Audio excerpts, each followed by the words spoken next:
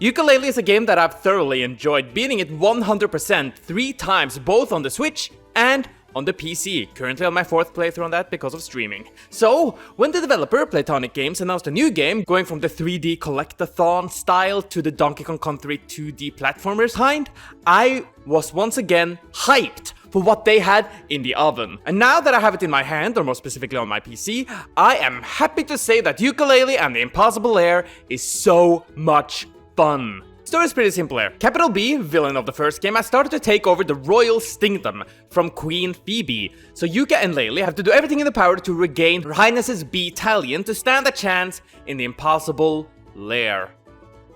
Bees. Simple but effective. What I especially like is that the title level of this game is accessible at the very beginning, so you can try out the final world whenever you feel like it. You'll probably lose immediately, but that's why you want to go through every other stage in this game, because it feels like for every mission you complete, you get one step closer in beating what is claimed to be impossible. How does it work then? Well, at the beginning of the game, the tutorial pretty much, you already get the help from the battalion, as it is called, which will allow you to take several hits before you lose. However, as you fail your first try, the bees will vanish and you'll have to beat levels to gain them back. There are also some in the overworld, as this game does stuff differently from the others in this genre. One of them being that this game is separated into 2 gameplay segments, the hub world and the platform challenges. In the overworld, it is focused more on puzzle solving. This can be all from being trapped in a wind maze, looking for stuff for a character, switch levers, change the environment with a special berries, and much more. What else you can find around are the pages from the first game, though instead of acting as a collectible, this time they hold small bonus challenges that when beaten will change the terrain even further, with some dank Top Gun music.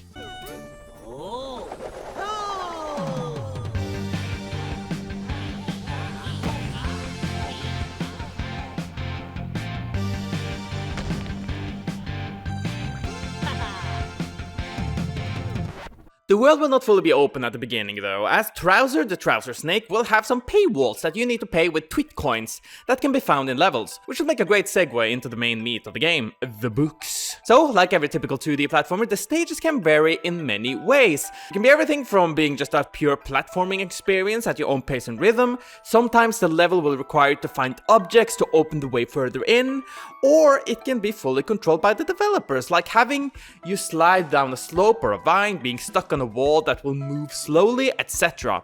But what makes this game stand out is that in the overworld, by doing one of the many things previously mentioned, the platforming segments can change as well, turning a water stage into a freezing paradise, changing a buzzsaw factory, unmoving with honey, and so much more. Everything you collect in these levels also have their uses, and nothing feels unnecessary. You can find 5 twit coins in every book, which will allow you to pay the snake for progression.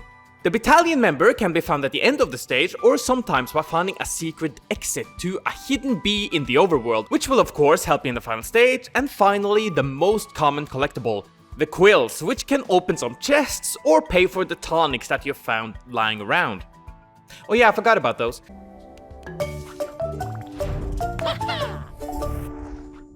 So these small tonics are all extra, but they can help you in some way if needed. For example, one of them will make Laylee stick around longer if you've gotten hit, and trust me, you don't want to lose her, as that will make you miss so many moves as the duo work well together. Or you can get the tonic that will make enemies tougher. The primary reason for using this, aside from maybe wanting a greater challenge, is that depending on what tonic you use, it will affect on how much quills you will gain from a level. If you have one that will make things easier, you will lose some at the end, though you will gain more if you have harder tonics. There are also some stuff that just adds weirdness into the mix, whether turning the duo into the Nintendo 64 form, or making the entire place a bit more like the 70s.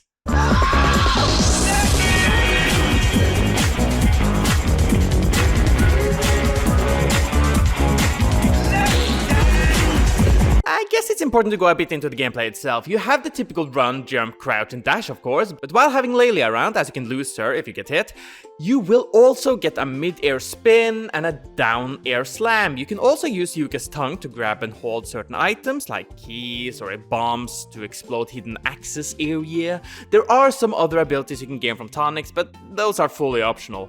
Let me just say that this game feels really good to play, and the longer I kept playing, I could feel the improvement in my soul, as in the beginning things didn't look that good on my side of the controller. No, no, no, no, no, no, no, no, no!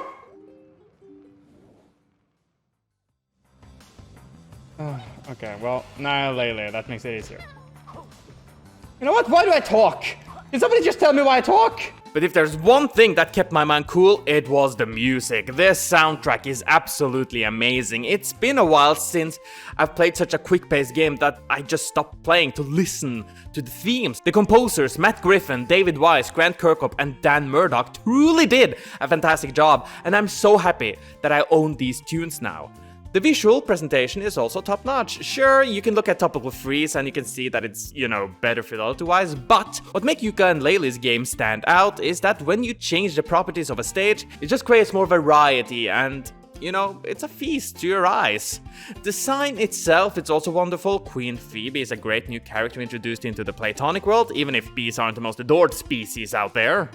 So yeah, that's my quick review of Yooka-Laylee and the Impossible Lair. I loved Playtonic's first 3D collectathon game, and with their second project out the door, I'm even happier. The best way to describe this game is by saying that it's a fun, good feeling video game, all wrapped in a colorful package made by a passionate group. There are some things I could criticize it for. There were a few times when I felt like I should have made a jump, but the momentum of it just sort of vanished mid-air.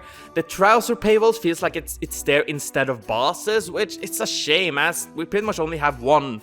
And that's the final one. And while I do enjoy the many enemies' different mechanics, making them all stand out from one another, like how when you push the jump button, they will jump as well, they are a bit on the blander side design-wise. But with the fantastic presentation, the many challenges, whether it be in the overworld or in the levels, the fun writing or the replayability with the help of tonics, I can firmly say that this is a game that I will replay sometime in the future. But until then, I'm KingJGrim, or the guy who I promise will get a new in the mind of soon. I promise, goddammit. It will be Virgil. Whatever you prefer, and I'll see you guys next time.